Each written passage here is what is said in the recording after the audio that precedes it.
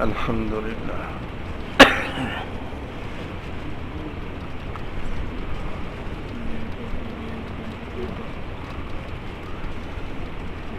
الحمدللہ وکفا وسلام علی عبادہ الذین اصطفی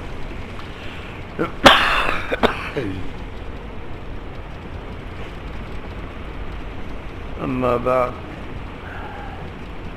فاعوذ باللہ من الشیطان الرجیم بسم اللہ الرحمن الرحیم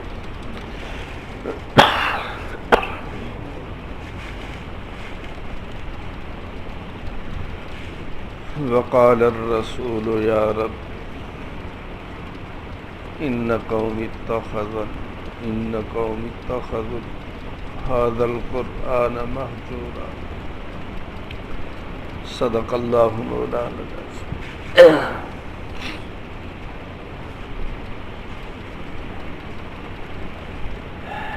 اللہ کا بہت بڑا کرم ہے، اس کا فضل ہے، احسان ہے۔ یکم رمضان سے تراویح کا سلسلہ شروع ہوا، قرآن مجید کی تلاوت کا آغاز ہوا۔ الحمدللہ آج قرآن مجید کا مبارک ختم ہوا۔ خوش نصیب لوگوں کو مکمل قرآن مجید پڑھنا اور سننا نصیب ہو گیا۔ کائنات میں ویسے تو اللہ تعالیٰ کی بے شمار نعمتیں ہیں، اپنے بندوں کی طرف متوجہ، اتنا نعمتیں، خود منعم، نعمتوں کے عطا کرنے والا اپنے بندوں کو یوں خطاب فرماتے ہیں وَإِن تَعُدُّوا نِعْمَةَ اللَّهِ لَا تُحْصُوهَا۔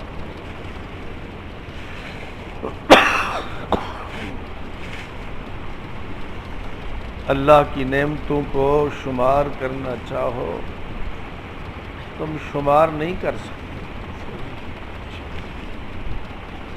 انسان سوچے، ابتدائے آفرینش، پیدائش کی ابتدا سے لے کر اس حال اور آخری سانس تک اللہ تعالیٰ نے کیا کیا نعمتیں اپنے بندوں کو عطا فرمائی۔ نعمتوں کا احساس اس وقت ہوتا ہے جب اللہ کوئی اپنی نعمت انسان سے سلب کر لیتے، چھین لیتے، پھر پتہ چلتا ہے کہ یہ کیسی عظیم نعمت تھی۔ آپ دیکھتے ہیں آج کل امراض اور بیماریوں کا طوفان ہے، ایسی بیماریاں ہمارے آباء و اجداد نے ان کا نام ہی نہیں سنا ہو۔ حدیث پاک کا بھی کچھ اس طرح مضمون ہے، ایسی بیماریاں پیدا ہوں گی قرب قیامت میں کہ تم نے ان کا نام ہی نہیں سنا ہو۔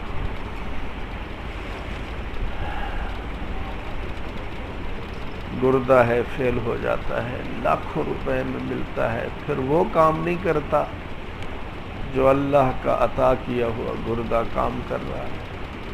پتہ ہی نہیں ہے انسان کو اندر یہ نظام چل رہا ہے۔ پچھلے دنوں ہمارے استاذ محترم حضرت مفتی محمد صدیق صاحب، جو حضرت مفتی عبد القادر صاحب رحمۃ اللہ علیہ کے بھی مربی اور محسن استاد تھے، ہمارے بھی مربی محسن، اللہ ان کی قبروں کو کروڑوں رحمتوں سے نوازے۔ ان کا ایکسیڈنٹ ہوا، یہاں گردن میں کہہ رہے تھے ڈاکٹر کوئی ہڈی متاثر ہوئی، وہ کسی رگ میں گھس گئی، سارا بدن مفلوج ہو گیا، حرکت بند ہو گئی۔ بول رہے تھے، سر والا حصہ ٹھیک تھا، پہچان بھی تھی، گفتگو بھی فرما رہے تھے۔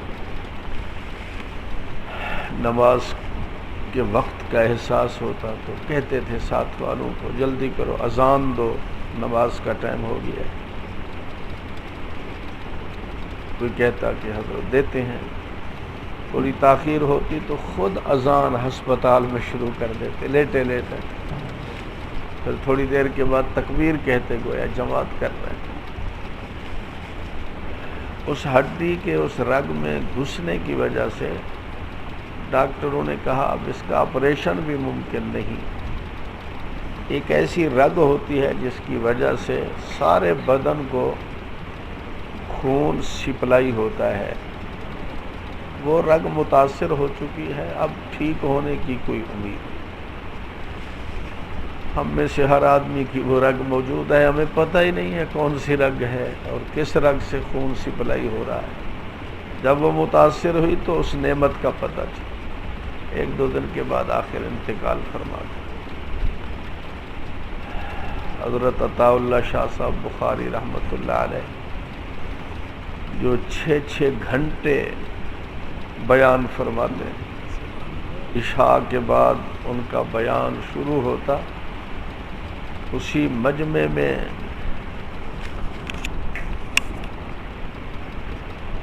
صبح کی اذانیں آ جاتی، مجمع سے ایک شخص بھی اٹھنے کی ہمت نہیں کرتا، ساری رات بیٹھے ہیں۔ ایسا فصیح اللسان انسان، متکلم، 6 گھنٹے بولنے والا، آخر وقت میں فالج کا اثر ہوا تو بالکل آخر وقت میں وہ زبان ایک کلمہ نہیں بول سکتی تھی جو 6 گھنٹے بولتی تھی۔ یہ اللہ تعالیٰ نے نعمتیں دے رکھی ہیں، ہمیں ان کا احساس نہیں۔ کوٹدو میں ہمارے استاذوں کی جگہ پر تھے بہت بڑے محقق عالم حضرت مولانا مسعود احمد صاحب رحمۃ اللہ علیہ، ہمارے دارالعلوم میں حضرت عبد الخالق صاحب رحمۃ اللہ علیہ نے سب سے پہلے ان کو یہاں محتمم بنایا تھا، یہی محتمم بھی بنے کچھ مدت کے لیے، مجلس شورا کے ممبر تھے، بڑا خوبصورت واعظ بیان فرماتے، بڑے محقق تھے، ہزاروں علماء کے استاذ تھے۔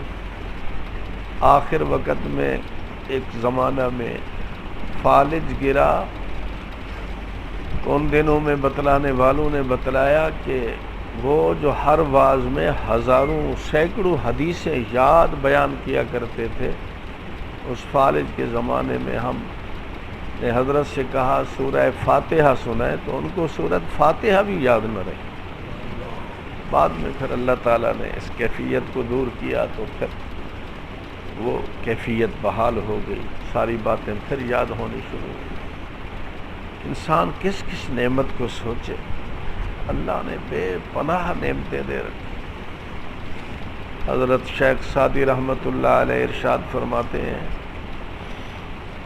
یہی سانس والی جو نعمت ہے، ہمیں پتہ ہی نہیں ہے سانس آ رہا ہے جا رہا ہے، آ رہا ہے جا رہا ہے، ہمیں پتہ نہیں، ہم زندہ ہیں، بس باتیں کر رہے ہیں، حرکت کر رہے ہیں، چل رہے ہیں، پھر رہے ہیں، سانس کی آنیاں جانیاں لگی ہوئی، پتہ ہی نہیں ہمیں۔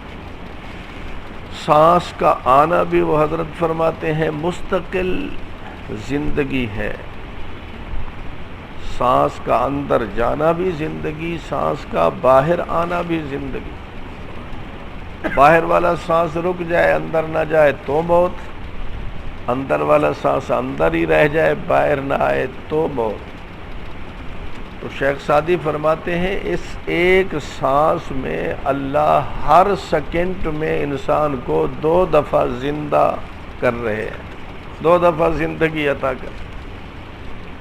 ہم اگر اسی سانس والی نعمت کا شکر ادا کرنے کے لیے ہر سانس کے ساتھ کہیں الحمدللہ الحمدللہ الحمدللہ، تو صرف اسی سانس والی نعمت کا بھی ہم سے شکر نہیں ادا ہو سکتا. چہ جائے انسان ہزاروں اور لاکھوں نعمتیں.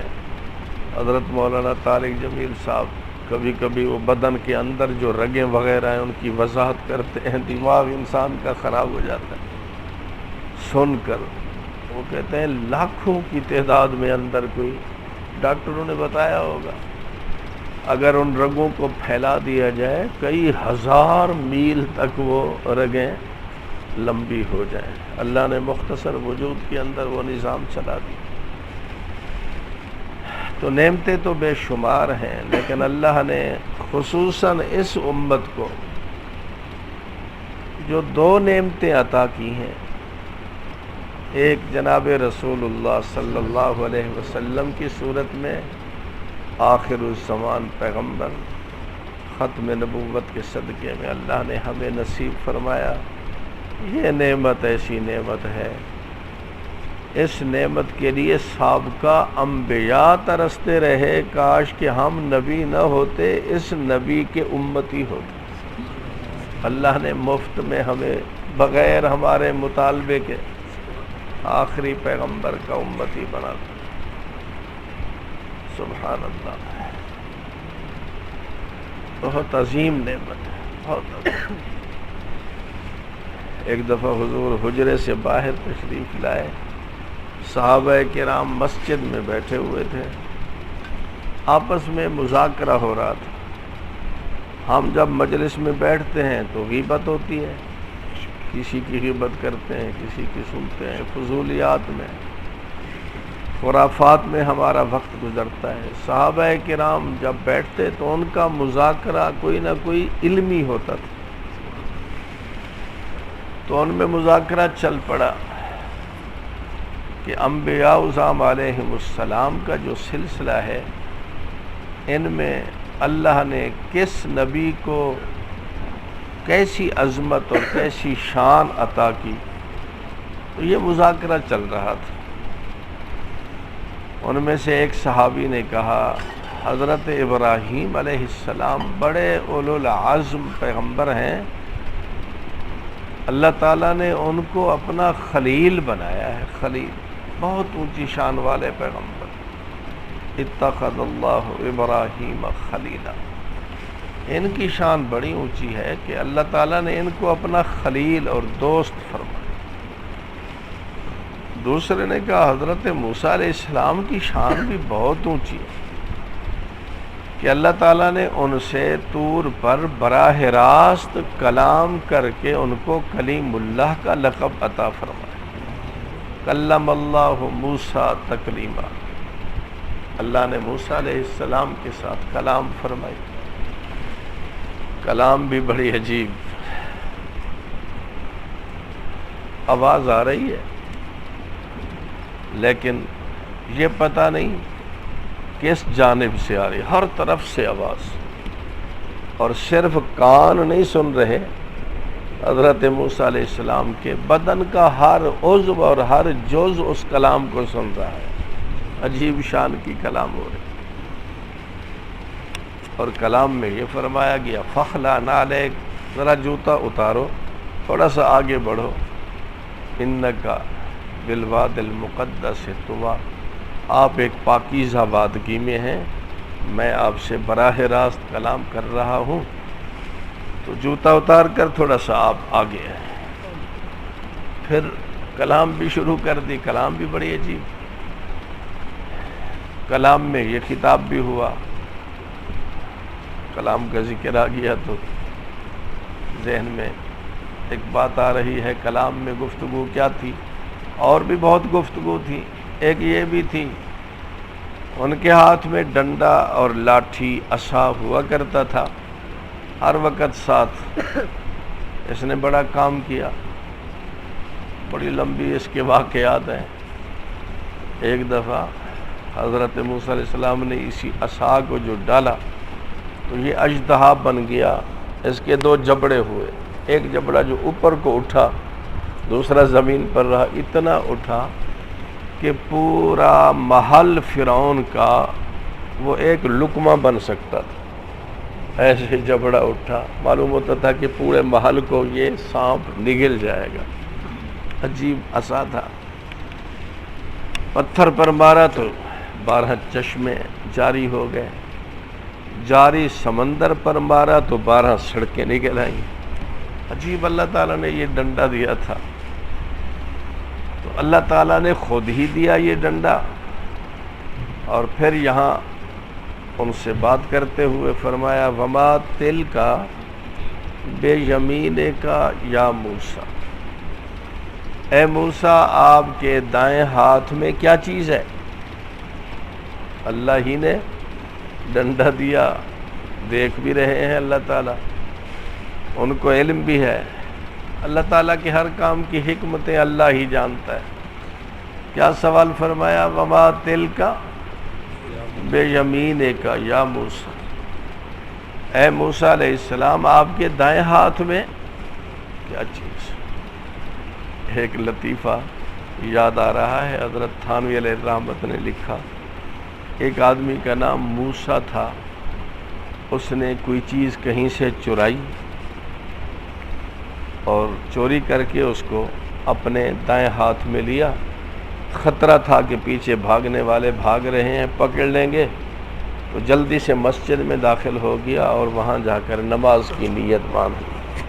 وہ چیز قیمتی تھی، سونا تھا، چاندی تھی، کوئی ہیرا تھا، وہ اسی طرح دائیں ہاتھ میں وہ نماز کی نیت باندھ لی تاکہ نمازی سمجھ کر وہ آگے نکل جائیں۔ نمازیوں کو کون چور سمجھتا ہے؟ یہاں تو آتے ہی جوتا چرانے کے لیے ہیں۔ جمعہ کا دن میں نے اس دن اتفاق سے ذکر کیا، جوتا چرانے آ جاتے ہیں، ماشاءاللہ کو 20-25 آدمی جوتوں سے فارغ ہو گئے، اٹھے تو جوتے نہیں ہیں۔ تعجب ہوتا ہے کیسے مسلمان ہیں، جمعہ کا دن، رمضان شریف، روزے کی حالت اور نمازیوں کے جوتے۔ اللہ کی پناہ، جب انسان کا دل سیاہ ہو جاتا ہے تو ہدایت سلب ہو جاتی ہے، ختم ہو جاتی ہے۔ تعجب ہوتا ہے بڑا۔ اچھا جی، اس کو اوپر تو بہت کیا ہوا ہے، ذرا تھوڑی سی زیادہ کر دو، ہلکی سی۔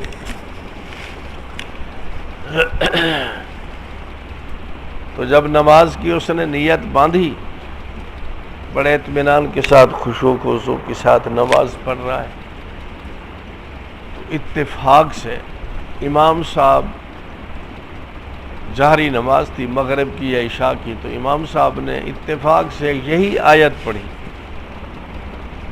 وَمَا تِلْكَ بِيَمِينِكَ يَا مُوسَىٰ، قرآن مجید کی یہی آیت نماز میں پڑھی، پیچھے سے پڑھ رہے تھے، یہ آیت بھی آ گئی، تو بس وہ چیز وہاں زمین پر پھینکی اور بھاگ گیا کہ یہ جادوگر ہے، اس کو بھی پتہ چل گیا کہ میرے دائیں ہاتھ میں، اس کا مطلب یہی ہے نا کہ اے موسیٰ تیرے دائیں ہاتھ میں کیا ہے؟ اس نے کہا امام کو پتہ چل گیا میرے دائیں ہاتھ میں کیا ہے، چیز پھینکی اور بھاگ گیا۔ تو حضرت موسیٰ علیہ السلام نے فرمایا وما تلک، حضرت تھانوی اس طرح کے لطیفے بڑے بیان کرتے۔ ایک کنجوس تھا، بہت بخیل، تو ایک دوست اس کا سامنے آیا، تو انجیر وہ کھا رہا تھا، تو جلدی سے اس نے تکیے کے نیچے اس انجیر کو چھپا لیا تاکہ اس کو نہ دینا پڑے۔ اس نے دیکھ لیا کہ یہ جو پھل کھا رہا تھا اس نے تکیے کے نیچے چھپا لیا، عربی میں تکیے کو وسادہ کہتے ہیں، اس کے نیچے چھپا لیا۔ خیر وہ اے مہمان، اب بھی نہیں آ رہی میری قسمت، اب تو ہاں جی، بڑا کون سا؟ اوپر والا تو نہیں، ہاں وہی لگا لو، چلو۔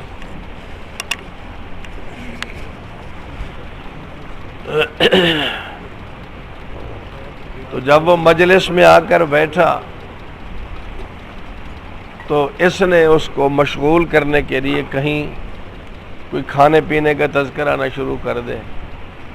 اس نے کہا کہ آپ کو قرآن مجید بھی آتا ہے، کچھ یاد ہے؟ تو آنے والے نے کہا الحمدللہ.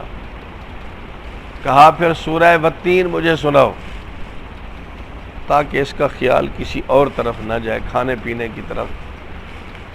تو اس نے سورہ والتین شروع کی. شروع تو ہوتی ہے کہاں سے؟ تو اس نے بسم اللہ اعوذ باللہ پڑھ کر کہا والزیتون وطور، یہاں سے شروع کی. اس نے کہا بھائی یہ تو یہاں سے نہیں شروع ہوتی، اس سے پہلا لفظ آپ نے نہیں پڑھا. اس نے کہا تین و تحت الوسادہ، وہ جو انجیر ہے وہ تو تکیے کے نیچے ہے، میں کیسے اس کو پڑھوں؟ تین کا معنی انجیر ہوتا ہے، وہی کھا رہا تھا. تو اس بیچارے کا راز کھل گیا. تو اس لیے میں والزیتون سے شروع کرتا ہوں، تین کو تو آپ نے چھپا لیا ہے مجھ سے. تو اللہ تعالیٰ نے حضرت موسیٰ علیہ السلام کو فرمایا وما تلک بیمینک یا موسیٰ، اے موسیٰ تیرے دائیں ہاتھ میں کیا چیز؟ قربان جائیے اس عاشق پر، کلیم اللہ پیغمبر ہے. اب سوال تو کیا ہے، آپ ماشاءاللہ سب مشائخ ہیں، شیخ ہیں، بزرگ ہیں، سمجھدار ہیں، بڑی پنچایت کے فیصلے کرتے ہیں. اس سوال کا جواب تو صرف اتنا تھا نا، لاٹھی. ایسا ہی تھا نا، کیونکہ سوال کیا ہے، آپ کے دائیں ہاتھ میں کیا چیز؟ اور دائیں ہاتھ میں تھی کیا؟ تو حضرت موسیٰ علیہ السلام جواب میں کیا کہتے ہیں؟ لاٹھی. اردو میں لاٹھی ہے اور عربی میں العصا. العصا کا معنی لاٹھی. جواب تو اتنا ہی تھا نا، العصا. لیکن جب اللہ نے یہ سوال کیا آپ کے دائیں ہاتھ میں کیا چیز ہے، تو حضرت موسیٰ علیہ السلام نے جو جواب شروع کیا وہ ذرا سنیں. کیا جواب دیتے ہیں؟ فرماتے ہیں ہیجا عصاش، یہ ہے میری لاٹھی ہے. اللہ نے یہ پوچھا تھا کس کی ہے؟ یہ تو نہیں پوچھا تھا. اللہ نے کیا سوال کیا؟ آپ کے دائیں ہاتھ میں کیا چیز؟ اس کا جواب کیا ہونا چاہیے تھا؟ لاٹھی. لیکن حضرت موسیٰ علیہ السلام نے ایک تو ہیجا بڑھا دیا، یہ ہے. اللہ تعالیٰ تو کہہ رہے تھے آپ کے دائیں ہاتھ میں کیا چیز ہے، اب ہیجا کہنے کی ضرورت تو، لیکن کیا کہتے ہیں؟ یہ ہے جو میرے دائیں ہاتھ میں ہے، یہ میری لاٹھی ہے. تو میری کے کہنے کی ضرورت تو نہیں تھی، لیکن ہیجا بھی بڑھایا. عصاش جائے متکلم ہے کہ یہ میری لاٹھی ہے، یہ بھی بڑھا دیا. اور صرف اس پر بھی اکتفا نہیں کیا بلکہ آگے بھی کچھ بڑھے. کیا فرمایا؟ ہیجا عصاش، یہ میری لاٹھی ہے، اتوکا علیہا، میں اس پر سہارا لیتا ہوں. اللہ نے پوچھا تھا کیا کیا کام کرتے ہو؟ یہ تو نہیں پوچھا. لیکن حضرت موسیٰ نے جواب میں کیا کہہ دیا کہ یہ میری لاٹھی ہے اور میں اس سے، اس کو مضبوط کر دوں، میں اس سے سہارا لیتا ہوں. اتوکا علیہا. اور پھر اس پر بھی بس نہیں، وَأَحُشُّ بِهَا عَلَىٰ غَنَمِي، اس لاٹھی کے ذریعے سے میں اپنی بکریوں کے پتے جھاڑتا ہوں درختوں سے تاکہ بکریوں کو پتے کھلاؤں. یہ اللہ تعالیٰ نے لاٹھی کے سارے کارنامے پوچھے تھے کیا کرتے ہو، لیکن حضرت موسیٰ علیہ السلام اب بیان کرتے چلے جا رہے ہیں کہ میں کیا کیا کام کرتا ہوں. کیا فرمایا؟ میری لاٹھی ہے، میں اس پر سہارا لیتا ہوں، میں اس کے ذریعے سے پتے جھاڑتا ہوں، وَلِيَ فِيهَا مَآرِبُ أُخْرَى، ذرا مختصر کرتے ہوئے آخر میں کہا اور بھی بے شمار کام میں اس سے لیتا ہوں، کسی اور موقع میں بیان کروں گا، اور بھی میں بہت سے۔ اب یہاں سوال ہوتا ہے کہ اللہ تعالیٰ نے تو صرف یہ پوچھا کہ آپ کے دائیں ہاتھ میں کیا چیز، اس کا جواب تو صرف کیا تھا؟ لاٹھی۔ لیکن حضرت موسیٰ علیہ السلام نے کلام کو، اپنی گفتگو کو لمبا کیوں کیا؟ یہ لمبا کرنا تو نہیں چاہیے تھا، مختصر جواب دیتے لاٹھی، بس بات پوری ہو جاتی۔ تو حضرت تھانوی علیہ الرحمت نے اس کا بڑا عجیب جواب دیا، فرمایا یہ محب الہی تھا، اللہ کا عاشق تھا۔ جب کسی محب کو موقع مل جائے اپنے محبوب سے بات کرنے کا، جب کسی عاشق کو اپنے محبوب سے براہ راست بات کرنے کا موقع مل جائے تو پھر عاشق کیا چاہے گا؟ گفتگو مختصر ہو یا ذرا لمبی ہو؟ عاشق یہی چاہے گا کہ مختصر نہ ہو بلکہ لمبی ہو۔ یہ لمبی گفتگو شروع کر دی لطف اٹھانے کے لیے۔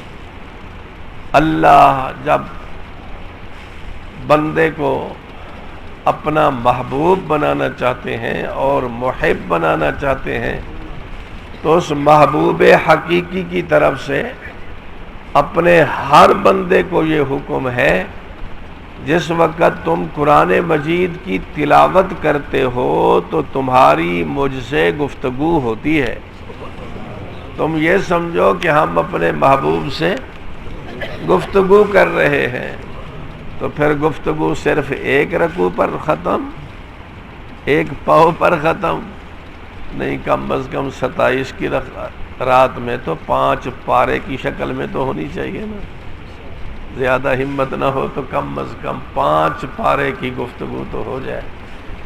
ابھی یہ فیصلہ کر لیں، دعا سے فارغ ہونے کے بعد انشاءاللہ ہم 5 پارے تلاوت کریں گے۔ میں تو بیمار ہوں، میں تو نہیں کر سکتا، بیمار مستثنا ہیں، بیمار چلو 3 پارے کر لیں، ٹھیک ہے نا؟ کیوں؟ اللہ تعالیٰ کے کلام کی تلاوت کرنا حدیث پاک میں آتا ہے، یہ اللہ سے براہ راست باتیں کرنا ہے، اور جب محبوب سے بات کرنے کا موقع ملے تو عاشق بات مختصر کرنا چاہتا ہے یا لمبی؟ آپ کو یوں سمجھ میں نہیں آئے گی، میں ایک اور طریقے سے سمجھانا چاہتا ہوں۔ بات تو بڑی گندی ہے لیکن بات سمجھ میں آ جائے گی۔ حضرت تھانوی علیہ الرحمت نے لکھا ہے، ایک بدبخت دنیا کی نجس پلید محبت میں مبتلا تھا، کسی عورت کا عاشق تھا اور مدت دراز سے کوشش کر رہا تھا کہ میری اس سے گفتگو ہو جائے۔ وہ بڑی ناز و نخرے والی اور بڑی استغنا والی، وہ موقع نہیں دے رہی تھی گفتگو کرنے کا۔ 20 سال گزر گئے، موقع ہی نہیں مل رہا گفتگو کرنے کا، اور عاشق یہ اس کے پیچھے کتے کی طرح باولے کتے کی طرح پھرتا ہے کہ بات ہو جائے، بات ہو جائے، وہ منہ لگانے کے لیے تیار نہیں۔ 20 سال کے بعد اس عورت کو ترس آیا اس بدبخت پر کہ بیچارہ 20 سال سے تڑپ رہا ہے بات کرنے کو، چلو میں ایک رات اس کو بات کرنے کے لیے دے دوں۔ تو اس نے ایک رات تجویز کر لی کہ آج مجھ سے تم بات کر سکتے ہو، لیکن دیکھنے کی اجازت نہیں، صرف بات کرنے کی اجازت۔ خیر، اور بات بھی کہا اس طرح کہ میں کمرے میں بیٹھتی ہوں، دروازے میں چھوٹا سا سوراخ کرتی ہوں تاکہ آپ کی آواز میرے تک پہنچے۔ اس نالائق نے سوراخ بھی ایسی جگہ پر کیا کہ وہ کبڑا ہو کر بات کر سکتا تھا، سیدھا بیٹھ کر یا کھڑے ہو کر بھی بات نہیں کر سکتا تھا، ایسے انداز سے اس نے سوراخ بنایا۔ وہ اس نالائق عاشق کے عشق کو بھی آزمانا چاہتی تھی اور بات کرنے کا موقع بھی دے دیا۔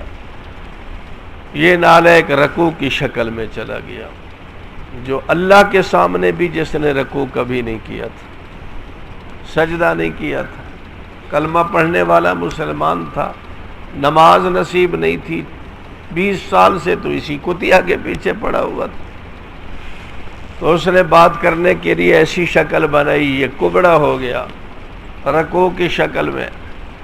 اب اس نے بات شروع کی، اس نے کہا سورج کے غروب ہونے کے بعد صبح صادق تک تجھے بات کرنے کی اجازت ہے، بس ایک رات۔ اس نے جو بات شروع کی، عشاء کی نماز کا وقت آیا، قریب ہی مسجد تھی، مؤذن نے اذان دی، لیکن اس بیچارے کو پتہ نہ چلا، کان میں مؤذن کی اذان پڑھنے کے باوجود بھی یہ تو اسی گفتگو میں محو تھا، اس نے اس اذان کی طرف توجہ نہیں کی، حتیٰ کہ 12-14 گھنٹے جب گزرے، مؤذن نے صبح کی اذان دی، اب تھوڑا سا تھک چکا تھا خبیث، 14 گھنٹے جو کبڑا ہوا اس پخانے کی ٹوکری کے سامنے، اس نجس پلیت عورت کے سامنے، 14 گھنٹے کے بعد تھوڑی سی تھکاوٹ ہوئی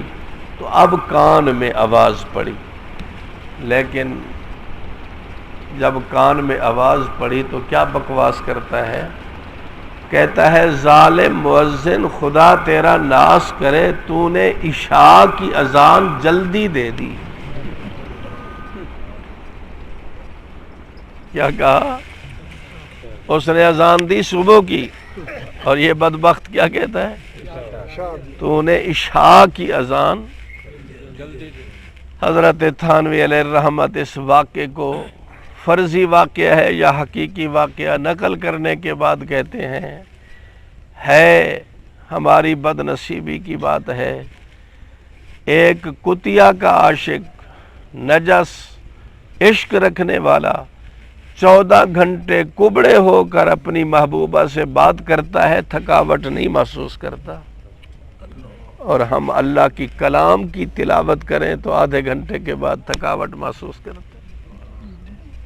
انسان ایسے عاشق سے عبرت حاصل کرے جو 14 گھنٹے میں بھی اس نے تھکاوٹ نہیں محسوس کی۔ کیا کہتا ہے مؤذن، تو نے عشاء کی اذان جلدی دی۔ تو اللہ تعالیٰ اپنے بندوں سے اس کتاب کے ذریعے سے بات کرنا چاہتے ہیں۔ حدیث پاک کا بھی مضمون ہے، اگر تم چاہتے ہو اللہ کو دیکھیں، اس دنیا میں نہیں دیکھ سکتے، تم چاہو ہم اللہ سے گفتگو کریں، اس دنیا میں رہ کر اللہ سے براہ راست تم گفتگو نہیں کر سکتے، اس زمین پر رہ کر کسی نبی کو بھی براہ راست اللہ تعالیٰ نے اپنی زیارت نہیں کرائی، انبیاء نے درخواست بھی کی تو اللہ نے فرمایا تم مجھے نہیں دیکھ سکتے۔ ہاں، اہل جنت جب جنت میں پہنچیں گے، سارے جنتی اللہ تعالیٰ کو اس طرح دیکھیں گے جیسے اس دنیا میں 14ویں رات کے چاند کو دیکھتا ہے انسان۔ وہاں تو زیارت ہوگی، رج رج کے زیارت کریں گے۔ ہمارے شیخ حضرت ڈاکٹر حفیظ اللہ صاحب سکھر کے بزرگ تھے، وہ ایک روایت کے حوالے سے بیان کرتے تھے، بعض خوش نصیب لوگ ایسے بھی ہوں گے جن کو اللہ پاک کی جب زیارت شروع ہوگی، اللہ پاک کی زیارت کا عمل شروع ہوگا، بعض خوش نصیب ایسے بھی ہوں گے یوں جو دیکھیں گے نا ٹک ٹکی باندھ کر اللہ تعالیٰ کو، تو 300 سال کی مقدار دیکھتے رہ جائیں گے۔ 300 سال دنیا میں 300 سال گزرنے پر جو وقت خرچ ہوتا ہے، اتنی مقدار اللہ تعالیٰ کو دیکھتے ہی رہ جائیں گے، زیارت کرتے رہ جائیں گے۔ تو اہل جنت کو جنت میں تو زیارت ہوگی۔ ہمارے آقا کو زیارت نصیب ہوئی، لیکن وہ بھی زمین پر نہیں، کہاں؟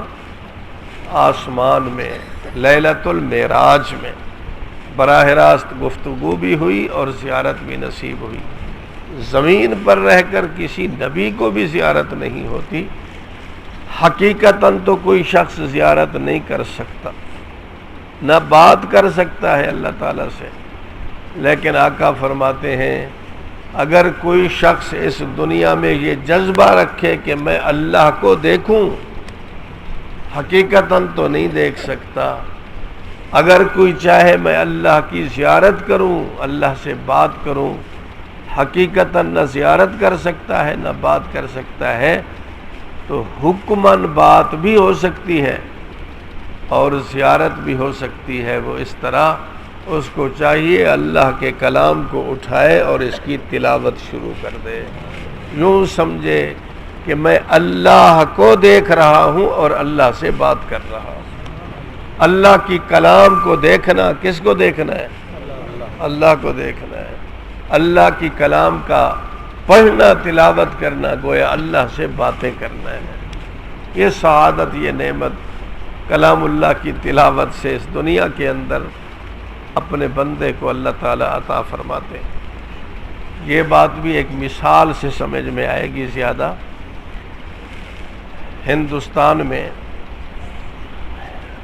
جیسے آج حضرت مفتی صاحب بتا رہے تھے شاہ جہاں کا واقعہ، تو ایران کی سرحد لگتی تھی متحدہ ہندوستان سے، بڑا لمبا ملک تھا۔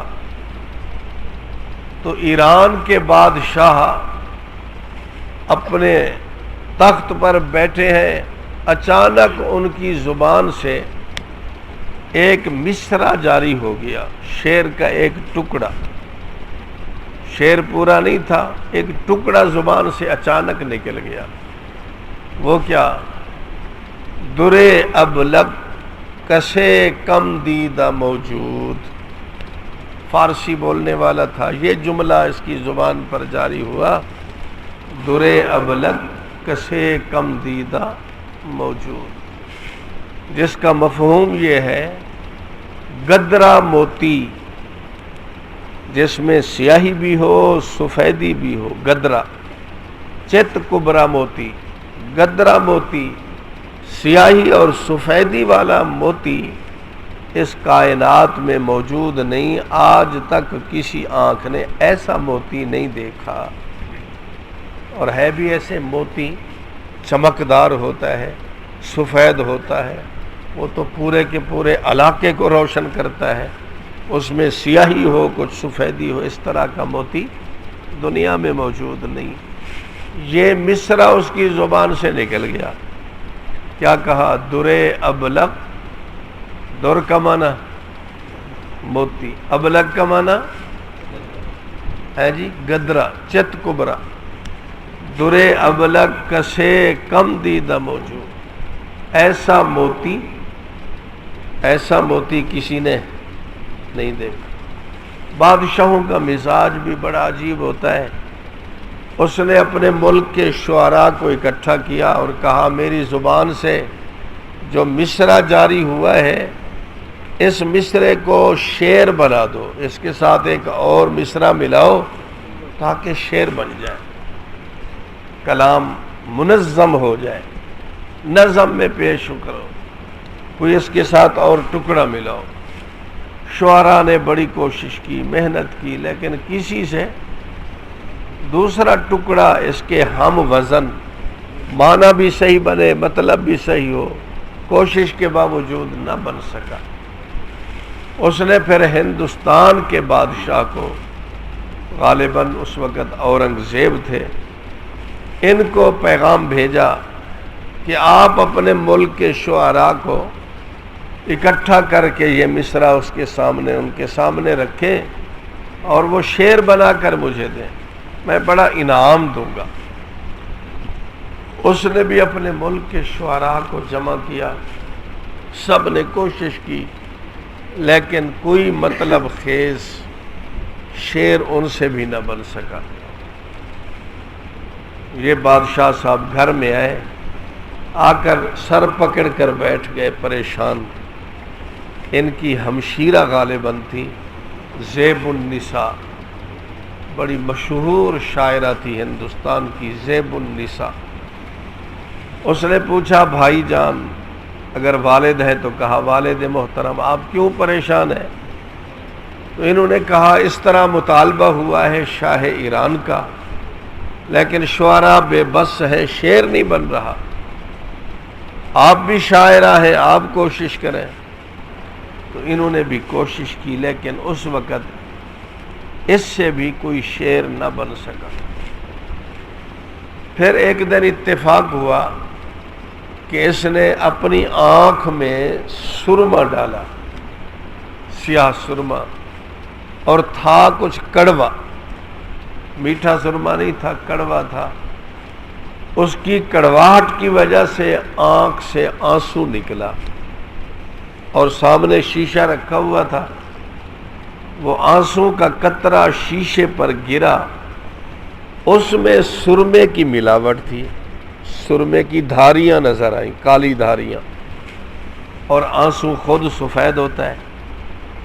تو اب ایسا آنسو کا قطرہ جو موتی کی شکل میں وہ شیشے پر پڑا ہوا اس کو نظر آیا، اس میں سیاہی بھی ہے اور اس میں سفیدی بھی ہے، سیاہی ہے سرمے کی، سفیدی خود آنسو کی۔ تو اس زیب النساء کا ذہن فوراً اس مصرے کی طرف چلا گیا اور اچانک شعر بن گیا اس کی زبان سے۔ وہ شعر یہ بنا، کیا کہا؟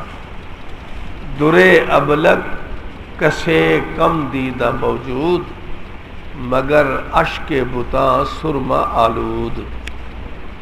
درے ابلک کسے کم دیدہ موجود، مگر اشک بتاں سرما آلود۔